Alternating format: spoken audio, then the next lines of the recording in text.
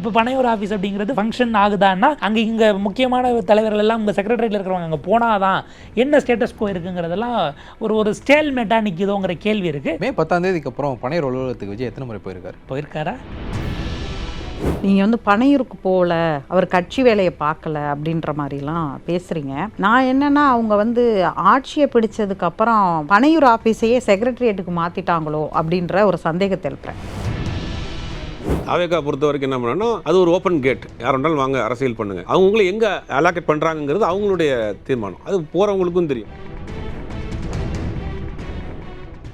Mister and Mrs perfect உண்மையிலேயே வர்த். நரம்பு தளர்ச்சியிலிருந்து விடுபட்டு உடம்பு ஒரு புது வீரியம் பெற மா நேச்சுரல்ஸோட மிஸ்டர் பெர்ஃபெக்ட்டை யூஸ் பண்ணுங்க. தாவேகா கட்சி தொடர்பாக சில விஷயங்கள் முன்வைக்கிறீங்க. மே 10க்கு பிறகு தமிழ்நாட்டில் ஒரு கட்சியில் அதிகம் பேர் சேர்ந்துருக்காங்க அப்படின்னா தாவேக்கால தான் சேர்ந்துக்கிட்டு இருக்கிறாங்க. அந்த கட்சி ஒரு 2 ஆண்டுகள் தான் ஆன கட்சி. பெரிய அளவில் சார்பணிகள் அவங்க அறிவிச்சாலும் சார்பணிகள் இங்கே இருக்கா இல்லையா அப்படிங்கிற கேள்விகள், அதே மாதிரி நீங்கள் எல்லா லெவல்லையும் நிர்வாகிகள் இருக்காங்களா இல்லையா அப்படிங்கிறது இன்னும் ஸ்டில் கொஸ்டினபிளாக இருக்கிற ஒரு கட்சி தான். இந்த எக்ஸ்பேண்ட் ஆகிறது அந்த கட்சிக்கு நல்லதா, என்ன மாதிரியான இம்பாக்ட் உள்ளே ஏற்படுத்திருக்கு? எக்ஸ்பேன்ஷன் உள்ளபடியே நல்லது தான். அது எக்ஸ்பேன்ஷனுங்கிறது தேவையானதும் கூட. அது அந்த கட்சிக்கு பாசிட்டிவாகத்தான் அதனுடைய பீக்கை அடைகிற வரைக்கும் அது போக போகுது. என்ன சிக்கல்னா, வரக்கூடிய ஸ்டேட்டஸ்கோ, இப்போ அங்கே விஜய் மக்கள் இயக்கத்திலிருந்து வந்தவர்கள் அல்லது நேரடியாக பல இதை விட்டுட்டு அரசியல் கட்சி ஆரம்பித்த பிறகு வந்தவர்கள் இருப்பார்கள். இதை தாண்டி போகக்கூடிய மிக பெரும்பாலான க்ரௌட் இன்னைய தேதிக்கு திமுக அதிமுகவில் இருந்துட்டு அவங்க இன்றைக்கு நான் கவுன்சிலராக இருக்கேன் அங்கே போய் ஜாயின் பண்ணிவிட்டு, சிலர்லாம் கவுன்சிலராக அவங்க இங்கே ஜெயிச்சுட்டு அங்கே போயிட்டு துண்டை மாற்றி அவர் ஃபோட்டோவை மட்டும் வச்சுட்டு இயங்கக்கூடிய இடமெல்லாம் போகுது. அது பிரச்சனை இல்லை, அதில் சிலர் பதவிகளையும் வாங்குறாங்க சிட்டிங் கவுன்சிலர்ஸ் அப்படிங்கிறதுனால. இப்போ என்ன சிக்கல் வரும்னா, அடுத்து எலெக்ஷன் நோக்கி போகும்பொழுது யாருக்கு ப்ரையாரிட்டிஸ் கொடுக்க போகிறாங்க? முதலில் கேபினெட்டில் ஃபஸ்ட்டு லிஸ்ட் வந்தபோது அந்த 10 பேரில் புசி ஆனந்த் அவர்களை தவிர, அமைச்சர் என் ஆனந்த் தவிர வேறு யாருமே அந்த டாப்பில் இருந்தவங்க. இது வெங்கட்ரமன் அவர்கள் மக்கள் இயக்கம் பேக்ரவுண்ட்லேருந்து ஒரு வரான்னு தெரியாது, பட் விஜய் அவர்களோட அவர் ட்ராவல் பண்ணாருங்கிறது தான். யாருமே மக்கள் இயக்கத்தினுடைய பேஸ் இல்லைங்கிறது விமர்சனமாகி தான் அடுத்த லிஸ்ட்டில் உங்களுக்கு வரிசையாக பார்த்து கொண்டு வந்தாங்க. அந்த சீனியாரிட்டிக்குள்ளேயும் சரி, மாவட்ட வாரிகளான கணக்குகளையும் அவங்க செஞ்சது. இப்போ இந்த மாதிரியான ஒரு ஈக்குவேஷன் இந்த எக்ஸ்பென்ஷனில் போகும்போது இந்த பல்வேறு பவர் சென்டர்ஸை எப்படி கொண்டு போக போகிறாங்கிறது அவங்களுக்கான சவாலாக இருக்கும். நான் இதை தாண்டி குறிப்பிட விடும்போது கட்சிக்கான ஹைராக்கிஸை என்ன வச்சுருக்கிறாங்கன்னு நம்ம ஞானசமுத்திரி கேஸை எடுப்போமே. கட்சியினுடைய தலைவர் விஜய் போட்ட பதவியிலிருந்து ஒரு மாவட்ட செயலாளர் ஒருவரை நீக்க முடியுமான்னு ஒரு கேள்வி இருக்குது. நீங்கள் கட்சியினுடைய தலைவர் போடுறத அப்பாயிண்டிங் அத்தாரிட்டியாக இருக்கும் பொழுது நீங்கள் இங்கே டெர்மினேட் பண்ணுறீங்கன்னா உங்களுடைய வகையில் அதை முதல்ல அனுமதிக்குதாங்கிற இடம் வரணும். அதை விட மிக முக்கியம், மாவட்ட பொறுப்புகளிலிருந்து தான் மாவட்டத்திற்கு சீஃப் நகர்த்த முடியுமே தவிர அடிப்படை உறுப்பினர் பதவியை மாவட்ட கிளை அலுவலகங்களுக்கு நீங்கள் அப்படிலாம் அந்த ரிமூவல் நீங்கள் கொடுத்துருக்க முடியாது. சேர்க்கறதுக்கு உங்களுக்கு அந்த ஒர்க்கை டெலிகேட் பண்ணியிருக்கலாமே தவிர தலைமை கழகம் மூலயமாக தான் அது மூவ் ஆன் ஆகிருக்கணும். ஆனால் நீங்கள் பார்த்தீங்கன்னா இப்போ பலரும் பல்வேறு விதமான இதுகளில் ஸ்ரீவைகுண்டம் எம்எல்ஏ கொடுத்த புகாராகட்டும் அல்லது இப்போ ஜெகதீஸ்வரி அவர்களோட பேசியதாக சொல்லப்படுகிற ஆடியோ எதிர்த்தரப்பில் பேசியவர்களை நீக்கியதாகட்டும், நீங்கள் கம்ப்ளைண்ட் கொடுக்குறவங்க மேலே நீக்கிறதுங்கிறது அது ஒரு தனி ட்ரெண்டிடம், அதுக்குள்ளே போகல. இப்போ கட்சியினுடைய தலைவரை விடவும் மாவட்ட பொறுப்பில் இருக்கிறவங்களுக்கு பதவி கூட வாங்கிறது இருக்குது. நியமனம் அத்தாரிட்டியிலேருந்து இங்கே யார் பண்ணுறாங்க, அதாவது உங்களுக்கு அப்பாயிண்டிங் அத்தாரிட்டி டாமினேட்டிங் அத்தாரிட்டியில் கிளாரிட்டி இல்லாமல் இருக்குது. இதை விட முக்கியமாக பல்வேறு விதமான செக்ஷன்ஸாக அங்கே உள்ளே இருக்கிறவங்கள அவங்கள அந்த அமைப்பு முறைக்குள்ளேயே அதை என்ன ஆர்டரில் பொசிஷன் பண்ணுறது அல்லது மல்டிபிள் பவர் சென்டர்ஸை எப்படி ஹேண்டில் பண்ணுறது, இவங்களுக்கான ஈக்குவேஷன்ஸ் இருக்குது இல்லையா. இந்த உள்ள அரசியல் அப்படிங்கிறது தான் உங்களுக்கு மிகப்பெரிய சவாலாக எதிர்நோக்கி காத்திருக்கிறது. பை சான்ஸ் அது திமுகவினர் அதை செய்கிறாங்களா இல்லையாங்கிறது நமக்கு தெரியல. இருக்கக்கூடிய லோக்கல் பாடிஸ்லாம் நாங்கள் மொத்தமாக டிசால்வ் பண்ணுறோன்னு ஒரு முடிவுக்கு அவங்களே வராங்க அப்படின்னா, நேற்றைக்கு அப்படியான ஒரு ப்ரப்போசல் சில கவுன்சிலர்களால் இங்கே சென்னை மாநகராட்சி கூட்டத்தில் வைக்கப்பட்டது. அது ஏன்னா இப்போ திரும்ப அடுத்தெல்லாம் சென்னை மழை வெள்ளம் வந்ததுன்னா இங்கே சென்னை ஏதாவது சிக்கல் ஆச்சுன்னா லோக்கல் பாடி மேயர் பிரியாவை கேட்டுங்க என்பதாகத்தான் அது போய் நிற்கும். அது டு அன் எக்ஸ்டென்ட் நீங்கள் ரோட்டில் இருந்து பல விஷயங்கள் அவங்களுக்கு தான் போகணும். பட் என்ன மெஷினரி இருக்குது அப்படிங்கிறது தனி விவாதம். அப்போ அப்படியான இடங்கள் வரும் பொழுது அதுவும் டிசால்வ் ஆகுதுன்னா அரசுக்கு இன்னும் கூடுதல் சிக்கலாகும். நீங்கள் அங்கே ஃபில்லர்ஸாக யாரை கொண்டு போக போகிறீங்க? ஃபில்லர்ஸாக வரவங்களில் உங்களுடைய ட்ரெடிஷனல் ஒரு விஷயம் தாவேக்காவில் நம்ம கவனிக்க வைக்கிறது என்னென்னா, பல கட்சிகளிலிருந்தும் பலர் வந்திருந்தாலும் கூட கட்சியினுடைய முகமாக ஊடகங்களுக்கு போகக்கூடிய செய்தி தொடர்பாளர்களில் ட்ரெடிஷ்னலாக வேறு கட்சிகளிலிருந்து வந்தவர்களை அவங்க அனுமதிக்கிறது இல்லை. சோஃபார் அவங்கள வந்து அஃபிஷியல் செய்தி தொடர்பாளர்கள் அப்படிங்கிற இடத்துக்கு கொடுக்காம நம்ம இதிலே க்ரோ அப் பண்ணுவோம். ஏன்னா அவங்களுக்கு ஆரம்பத்திலே போகும்போது நீங்கள் இதுக்கு முன்னாடி அங்கே பேசுனீங்கன்னு சிம்பிளாக முடிச்சு விட வாய்ப்பு இருக்குங்கிறாங்க. ஆனால் பல நேரங்களில் ரீசெண்டாக அநேகமாக ஒரு 2-3 நாட்களாக அதிகாரப்பூர்வமாக செய்தி தொடர்பாளர்களை அனுப்புறதுலேயும் அவங்களுக்கு சிக்கல்கள் இருக்குது. என்னென்னா பல இடங்களில் இருக்கக்கூடிய இந்த மல்டிபிள் பவர் ஈக்குவேஷன்ஸ்க்கான கிளாரிட்டி மேபி அவங்க அது பைலாவிலேருந்தே அந்த சிக்கல் இருக்காங்கிறது தெரியல. இதை எப்படி சமாளிக்க போகிறாங்கங்கிறது தான் இந்த எக்ஸ்பேன்ஷனை எதிர்கொள்வதில் அவங்க எவ்வளோ நேர்த்தியாக செயல்படுறாங்கிறத பொறுத்து தான் இந்த எக்ஸ்பேன்ஷன் இன்னும் அடுத்த கட்டத்துக்கு போவதற்கான வாய்ப்பு இருக்குது. பார்ப்போம். ஏன்னா ஆட்சி பொறுப்பு அது மிக சிக்கலானது, அதை விட சவாலானது, உங்களுக்கு அதை விடவும் பேஸாக இருக்க வேண்டியது. ஏன்னா இந்த இதை தாண்டி உங்களுக்கு அடுத்தடுத்து வெற்றிகள் கூட பெரிய அளவுக்கு போகலாம். வெற்றிகள் இல்லாதது, எதிர்பாராத ரிசல்ட்ஸ் வர நேரத்தில் உங்களுடைய கட்சி தான் பேஸாக இருந்து மீண்டும் அதை நிகழ்த்த வேண்டிய ஸ்டேட்டஸ்கோ கொண்டு வர வேண்டிய தேவை இருக்கிறதுனால அதுக்கு என்ன ஃபோக்கஸ்டாக வர போகிறாங்க அப்படிங்கிறது. ஏன்னா கட்சியினுடைய அத்தனை முன்னணி பொறுப்புகள் அந்த ஒருங்கிணைப்பு குழுவால் நிர்வாகிகளும் செங்கோட்டையின் தலைமையில் ஒரு குழு போட்டாங்க. ஏறத்தாழ எல்லாருமே ஏதோ ஒரு இடத்துல இப்போ எங்கேஜ்டாக இருக்கிறாங்க. இப்போ பனையூர் ஆஃபீஸ் அப்படிங்கிறது ஃபங்க்ஷன் ஆகுதான்னா அங்கே இங்கே முக்கியமான தலைவர்கள் எல்லாம் உங்கள் செக்ரட்டரியில் இருக்கிறவங்க அங்கே போனால் தான் என்ன ஸ்டேட்டஸ்கோ இருக்குங்கிறதெல்லாம் ஒரு ஸ்டேல்மேட்டாக நிற்கிதோங்கிற கேள்வி இருக்குது. அது எப்படி பார்க்குறாங்க, அது சவாலானது, அதையும் அவங்க எதிர்கொண்டு கடந்து வரணும் அப்படிங்கிறது தான் நம்ம பார்க்குறது. மே 10 அப்புறம் பனையூர் அலுவலகத்துக்கு விஜய் எத்தனை முறை போயிருக்காரா? ஒரு முறை இந்த செக்ரட்டரியேட்டில் கார்டு கொடுத்தாங்கன்னு அது ஒரு சர்ச்சையான பிறகு அப்படி புதுசாக சேர்க்குறவங்களை கொண்டு போய் கார்டு கொடுக்கறதுக்கு அமைச்சர் ஆனந்த் போயிருக்கிறாரு. முதலமைச்சர் போயிருக்காராங்கிறது அநேகமாக ஒரு முறை 2 முறை எம்எல்ஏக்கள் கூட்டம் நடந்தது நினைக்கிறேன். அதை மட்டும் கொஞ்சம் செக் பண்ணுங்க. முதலமைச்சர் ஆவதற்கு முன்பாக தான் எம்எல்ஏக்கள் கூட்டம் நினைக்கிறேன். அதுக்கப்புறம் ஒரு முறை போனார் முதலமைச்சர் ஆனதுக்கு. இவர் சொன்ன பாயிண்ட் வந்து ரொம்ப முக்கியமான ஒன்று. உங்களுக்கு தேர்தல் வெற்றியில் எத்தனை வேணாலும் கிடைக்கலாம், கட்சி தான் வந்து பேஸ்.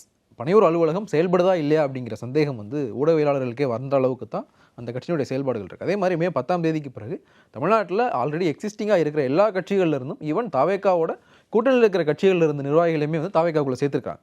காங்கிரஸில் மாநில பொதுச்செயலாளர் பதவியில் இருந்தவங்க போயிருக்காங்க, செய்தி தொடர்பாளர்கள் போயிருக்காங்க, இந்திய கம்யூனிஸ்ட் கட்சியிலிருந்து தோழர் மகேந்திரன் வந்து போயிருக்கார். இந்த எக்ஸ்பான்ஷன் இருக்குல்ல, மொத்தமாக வந்து உள்ளே வந்து குமியும் போது அது ஒரு கட்டத்தில் வந்து ஒரு சஃபகேட்டிங் ஆகிடாதா கட்சிக்குள்ளே? இல்லை, அதை சமாளிக்க முடியும்னு அவங்க நினைச்சு தானே அகாமடேட் பண்ணுறாங்க எல்லாரையும். இப்போ தாவேக்கா பொறுத்த வரைக்கும் என்ன பண்ணோன்னா அது ஒரு ஓப்பன் கேட், யார் வேணாலும் வாங்க அரசியல் பண்ணுங்கள்.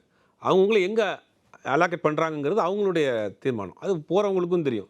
ஏன்னா புதிய கட்சி, ஏன்னா நிறையா அட்வைஸாக கொடுத்தாரு கொஞ்சம் முன்னாடி. தாவேக்கா அதை பண்ணியிருக்குமா, அதை பண்ணுமா, அதெல்லாம் சிக்கல், இந்த சிக்கல், எல்லா சிக்கலையும் விட்டுரும். ஒரு 2 வருஷத்துக்கு முன்னே ஆரம்பிக்கப்பட்ட கட்சி, எந்த கூட்டணியும் இல்லை, தேர்தலை சந்திக்கிறாங்க. அன்றைக்கி இருக்கக்கூடிய ஆளுங்கட்சியாக இருக்கிறவங்களுக்கும் எதிர்ப்பு, கண்டிப்பான எதிர்ப்பில் சந்திக்கிறாங்க, மத்திய அரசோட எதிர்ப்பு.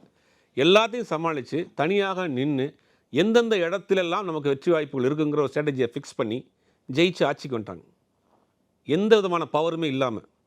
அப்படி இருக்கிறவங்க இன்றைக்கி அரசாங்கத்தோடு இருக்கிறாங்க, பவரோடு இருக்கிறாங்க. இன்றைக்கி பல கட்சிகள் கூட்டணியோடு இருக்கிறாங்க, பல கட்சிகள் அனுபவம் வாய்ந்த ஆட்கள் உள்ளே இருக்காங்க.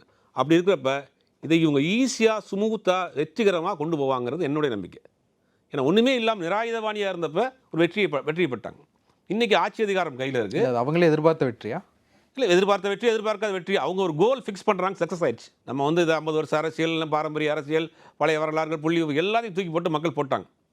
இப்போ அவங்க ஒரு கோல் இல்லை, மக்கள் வாக்களிச்சாங்கன்றது வேற, இவங்க அதற்கான வேலையை பார்த்து ஜெயிச்சாங்கன்றது ரெண்டும் வேற வேற.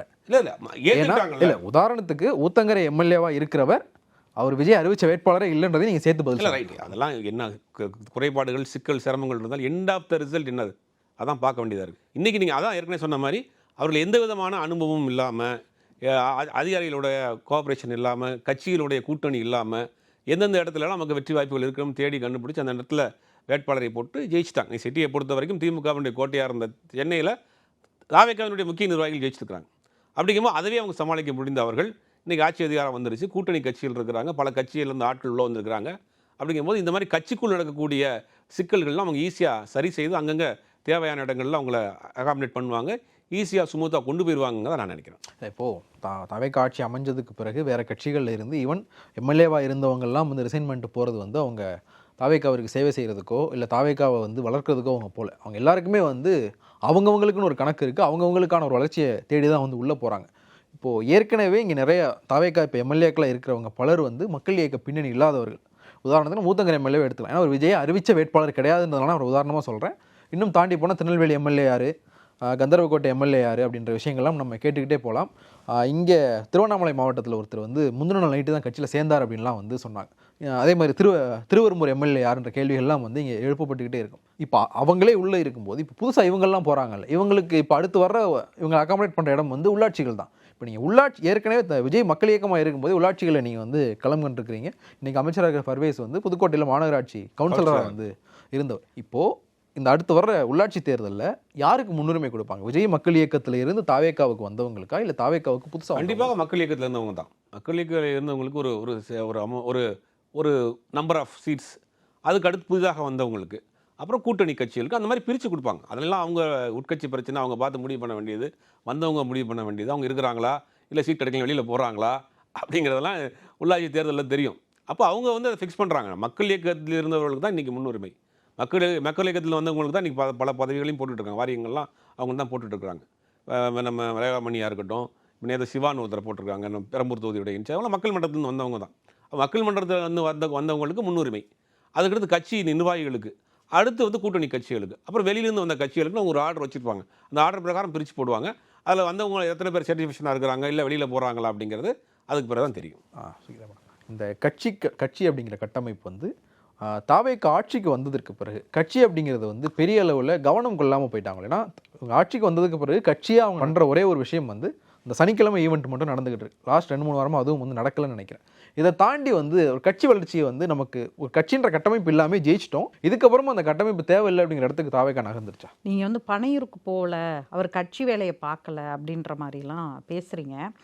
நான் என்னென்னா அவங்க வந்து ஆட்சியை பிடிச்சதுக்கப்புறம் பனையூர் ஆஃபீஸையே செக்ரட்டரியேட்டுக்கு மாற்றிட்டாங்களோ அப்படின்ற ஒரு சந்தேகத்தை எழுப்புறேன். அது ஏன் கேட்குறேன்னா, சட்டமன்ற உறுப்பினர்கள் போய் ராஜினாமா பண்ணது சபாநாயகர்கிட்ட. அடுத்த நிமிஷம் அவங்க எங்கே வந்து சேர்ந்தாங்க? பொதுச் செயலாளருங்கிற முறையில் வந்து அவங்க போய் அங்கே போய் மரியாதை பண்ணிக்கிட்டாங்களா, பொக்கே கொடுத்தாங்களா அப்படின்னா பனையூரில் போய் பார்க்கல. அவங்க எல்லாம் வந்து அன்றைக்கு பொதுச் செயலாளராகவும் நீர்வளத்துறை பொதுப்பணித்துறை அமைச்சராகவும் இருக்கிற அமைச்சர் ஆனந்தை போய் பார்த்தாங்க, அமைச்சர் ஆதவர்ஜுனாவை போய் பார்த்தாங்க, அமைச்சர் அருண்ராஜை போய் பார்த்தாங்க. ஒவ்வொரு பேட்சும் இந்த மாதிரி ராஜினாமா பண்ணிட்டு போனவங்க ஆக்சுவலாக அவங்க பனையூரில் தானே போய் சேர்ந்துருக்கணும், இங்கே தான் போய் எல்லாம் மரியாதை பண்ணாங்க. அப்போ அந்த இடத்துலையே வந்து தலைமைச் செயலகத்தில் எந்த விஷயங்கள் நடக்கணும், பனையூர் அலுவலகத்தில் என்ன விஷயங்கள் நடக்கணுங்கிற அந்த கன்ஃபியூஷன் அங்கேயே தொடங்குது. இரண்டாவது, ஒரு பக்கம் அமைச்சர்கள்லாம் ரீல்ஸ் போட்டுக்கிட்டு இருக்கிறாங்க அப்படிங்கிறது இங்கே விமர்சனத்துக்கு உள்ளாக்கப்படுது அப்படிங்கிறது. ஆனால் அவர் தாவேக்கா ஆதரவாளரா இல்லை தாவேக்கா விஜயோடைய, அதாவது அவர் நடிகராக இருந்தபோது, முதலமைச்சர் அன்னைக்கு நடிகராக இருந்தபோது ஃபேனாக இருந்தவரா, அவர் போய் ஒரு அமைச்சரை பார்க்குறாரு. எப்படிங்க தலைமைச் செயலகத்தில் வெளியிலேருந்து கேமரா ட்ராவல் பண்ணி ரீல்ஸ் போடுறதுக்கு அலோவ் பண்ணுறாங்க அப்படின்னா, கிட்டத்தட்ட பனையூர் அலுவலகம்னு நினச்சிட்டாங்களோ தலைமைச் செயலகத்தங்கிற ஒரு சந்தேகம் வருது. ஸோ இந்த மாதிரி எது கட்சி ஆஃபீஸில் செய்ய வேண்டிய வேலை, எது ஆட்சி தலைமைச் செயலகத்தில் பண்ண வேண்டியதுங்கிறதையே அவங்க செக்ரிகேட் பண்ணாமல் இருக்கிறாங்க. நிறையா விஷயங்களை இங்கே அட்ரஸ் பண்ணுறாங்க. அதாவது பொதுமக்கள் வந்து அமைச்சர்களை சந்திக்கிறதுங்கிறது வேற, நீங்கள் ராஜினாமா பண்ண கையோட நேராக இங்கே வந்து சேர்றது அப்படின்னு இருக்கு. ஆனால் அதுக்கப்புறம் வந்து பாண்டிச்சேரியில் போய் மகாபலிபுரத்தில் ஒரு இப்போ விஜயபாஸ்கர் ஸ்கொயர்லாம் போய் சேர்ந்தாங்களா, அப்போ ஒரு விழா எடுத்தாங்கங்கிறது வேற, அது விழாவாக எடுத்தப்ப. ஆனால் நீங்கள் வந்து மரியாதை பண்ணுறது, அதை எப்படி சொல்லுவாங்க, அமைச்சர்னா போய் மரியாதை பண்ண தானே செய்யணும் அப்படிம்பாங்க. ஆனால் நீங்கள் ராஜினாமா கையோட நீங்கள் போய் சேர்ந்து அதை எப்படி வந்து என்ன ஃபுட் நோட்டில் வந்துச்சு வெளியில் வந்த செய்தி, அது ரொம்ப முக்கியம் இல்லையா? இந்த கட்சியில் சேர்ந்துட்டாங்க, ராஜினாமா பண்ணிட்டு வந்து தாவேக்காவில் சேர்ந்து விட்டார்கள்னு தானே வந்துச்சு. அது தலைமை செயலகத்தில் எடுத்த ஃபோட்டோவோட வரக்கூடாதுல்ல, பனையூர் அலுவலகத்தில் எடுத்த ஃபோட்டோவோட தானே வரணும். அப்படி தானே ஒரு ஜேர்னலிஸ்ட் எதிர்பார்ப்போம். ஸோ இந்த கன்ஃபியூஷன் அங்கே இருக்குது அப்படின்னு பார்க்குறேன். அதுக்கப்புறம் இந்த அதிமுகவிலேருந்து போனவங்களுக்கெல்லாம் அங்கே, மற்ற கட்சிகள்லேருந்து போகிறவங்களுக்கெல்லாம் அங்கே என்ன மாதிரி இம்பார்ட்டன்ஸ் கொடுக்கப்படுது அப்படிங்கிறது, அதில் வந்து அவங்க ஏற்கனவே அவங்க ஆட்களுக்கான முக்கியத்துவம் கொடுக்கறதுங்கிறது ஒரு சரியான வாதம். ஆனால் இவங்க அங்கே போயிருக்காங்கன்னா நீங்கள் சொன்னது மாதிரி இவங்களுக்கும் ஏதோ இன்னைக்கு பாலிடிக்ஸுங்கிறது வந்து கிவ் அண்ட் டேக் பாலிசி அப்படிங்கிறது தான். நான் ஒரு இதை கொடுக்க போகிறேன், நீ எனக்கு என்ன தர அப்படிங்கிற இடத்துல இருந்து தான் அது அணுகப்படும். அப்போ இவங்களுக்கு என்ன உத்தரவாதம் கொடுக்கப்பட்டிருக்கு? நாளைக்கு இடைத்தேர்தல் நடந்தால் அந்த தொகுதியில் இப்போ கரூரில் திரும்ப அதே விஜயபாஸ்கர் நிற்பாரா, விராலிமலையில் அதே விஜயபாஸ்கர் நிற்பாரா, இல்லை பர்வேஸ்க்கு நெருக்கமான பர்வேஸோட இவ்வளவு நாள் வேலை செஞ்ச ஒருத்தர் வந்து விராலிமலையில் நிற்க வைப்பாரா? அதே மாதிரி கரூரில் வந்து அங்கே இருக்கக்கூடிய மாவட்ட செயலாளர் வந்து சிறைக்கெல்லாம் போயிட்டு வந்தாரு, மதியாளகன் நிற்க வைப்பாங்களா? இப்படி ஒரு கேள்வி இருக்கு. இதுக்கு என்ன பதில்? ஸோ அப்போ ஏதோ ஒரு அவங்களுக்குள்ள ஒரு நெகோசியேஷன் பேசி தான் போயிருப்பாங்க. அது இனிமேலுக்கு தான் தெரிய வரும். ஒரு கட்சி கட்டமைப்பை அவங்க இன்னும் வலுவாக்கணும் அப்படிங்கிற இடத்துல இருந்து அதை பண்ணுறது, மற்ற கட்சிகள் வர்றது, அதாவது ஒரு ஆளுங்கட்சி வந்ததுக்கப்புறம் நிறையா கட்சியிலேருந்து போகிறதுங்கிற சினாரியெல்லாம் நம்ம கடந்த காலங்களில் பார்த்தது தான். பட் அவங்க என்னவா அங்கே பிளேஸ்மெண்ட் ஆகிறாங்க, போறாங்க, அவங்களுக்கு என்ன மாதிரி பொசிஷன்ஸ் கொடுக்கப்படுது அப்படிங்கிறது தான். இப்போ நாளைக்கு விஜயபாஸ்கர் ஒரு முக்கியமான பொசிஷன்ல அவர் நிக்க வைக்கிறார் அப்படின்னா நிக்க வைக்கப்படுறாங்க, திரும்ப அவங்க 2 பேருமே அங்க வந்து இடைத்தேர்தலில் நிக்கிறாங்க அப்படின்னா நீங்க வைத்த தூய சக்திங்கிற வார்த்தை கேள்விக்குள்ளாக்கப்படும் இல்லையா? ஸோ இப்படிதான் அதை பார்க்க வேண்டியதா இருக்கே தவிர கட்சி கட்டமைப்பை வலுப்படுத்தி இருக்கிறாங்களானா வலுப்படுத்தி இருக்கிறாங்க. ஆனா அங்க இருக்கிறவங்க முதல்ல அது எல்லாமே முதலமைச்சர் விஜய்க்கு தெரியுமா? தன்னுடைய மாவட்ட செயலாளர்கள் என்ன பண்ணிக்கிட்டு இருக்காங்க, எம்எல்ஏக்கள் என்ன பண்ணிக்கிட்டு இருக்காங்க? நீங்க சொன்னது மாதிரி நாள் கட்சியில வந்து சேர்றாரு, அந்த ஊத்தங்கரை எம்எல்ஏ மாத்தினதே வந்து அவருடைய கன்சர்ன்ல தான் மாத்தப்பட்டுச்சாங்கிறதெல்லாம் இன்னைக்கு வரைக்கும் கொஸ்டினபிளா இருக்கு. ஸோ அதுக்கெல்லாம் அந்த கட்சி ரீதியாக அவங்க எடுக்கிற நடவடிக்கையையும் சேர்த்து நம்ம பதில் சொல்லணும். வரக்கூடிய கைதுகள் நடவடிக்கை, எஃப்ஐஆர் நடவடிக்கை, நம்ம பார்ட்டி ஃபண்டுன்னு ஒரு மாசமா பேசிட்டு இருந்தப்ப இப்போ ஜிபி ஃபண்டுன்னு ஒரு வார்த்தை கேள்விப்பட்டிருப்பீங்க, ஒரு வீடியோல ஒரு ஆடியோல கேட்டிருப்பீங்க. நாகர்கோயில் மாவட்ட செயலாளர்னு நினைக்கிறேன், அந்த ரணியல் நீதிமன்றத்துக்கு கவர்மெண்ட் ப்ராசிக்யூட்டர் போடுறதுக்காக அவர் 12 லட்சம் 15 லட்சம் நான் ஜிபி ஃபண்டை கட் பண்ணிட்டு கேட்கிறேன் அப்படின்னு கேட்கிறார். அப்ப இந்த ஆடியோவுக்கெல்லாம் கட்சி ரீதியாக என்ன நடவடிக்கை எடுக்கப்படுகிறது அப்படிங்கறதும் சேர்த்து தான் கணக்கில் கொள்ள வேண்டியதா இருக்கு. புகார் கொடுக்குறவங்க கட்சியை விட்டு நிற்கிறாங்க. சுபீர், அவங்க வச்ச ஒரு குற்றச்சாட்டு முக்கியமானது, தலைமைச் செயலகத்தை வந்து கட்சி அலுவலகமாக மாற்றுறாங்க. எம்எல்ஏக்கள் விவகாரத்தில் சர்ச்சையானதுக்கு பிறகு அது இடையில தவிர்த்துட்டு இருந்தாங்க. நேற்று கோவையை சேர்ந்த திமுகவை சேர்ந்த ஒரு முன்னாள் நிர்வாகி தலைமைச் செயலகத்தில் தான் வந்து புசியானதை பார்த்து கட்சியில் சேர்ந்துருக்கிறாங்க. இது தொடர்ச்சியா வந்து நீங்க தலைமைச் செயலகத்தை கட்சி ஆஃபீஸா யூஸ் பண்றது, நீங்க வந்து கட்சி ஆஃபீஸை போல பயன்படுத்துவது தவறு தான். ஆனா வரக்கூடிய ஆட்கள் வந்து அதை பயன்படுத்துறாங்க, அப்படி வீடியோ எடுக்கிறாங்க. இல்ல அமைச்சர்களுக்கு தெரியும்ல, தவறு தான், யார் செஞ்சிருந்தாலும் தவறு தான், அதை தவிர்க்கணும். கட்சி ஆஃபீஸ்னு ஒன்று இருக்குது, அங்கே தான் வச்சு சேர்க்கணும். ஆனால் ஆர்வம் மதியில் சில பேர் அப்படி பண்ணிடுறாங்க, அது தவிர்க்கப்பட வேண்டிய விஷயம் தான். அது பார்க்கலாம். 3 பேரும் வந்து பல்வேறு கருத்துக்களை பகிர்ந்துருக்கேன். ஒரு இணையும் கருத்து மிக்க நன்றி. மற்றும் ஒரு நிகழ்ச்சி சந்திக்கலாம். நன்றி, வணக்கம். மிஸ்டர் அண்ட் மிஸ்ஸஸ் பர்ஃபெக்ட் உண்மையிலேயே வர்த். நரம்பு தளர்ச்சியிலிருந்து விடுபட்டு உடம்பு ஒரு புது வீரியம் பெற மா நேச்சுரல்ஸோட மிஸ்டர் பர்ஃபெக்ட்டை யூஸ் பண்ணுங்க.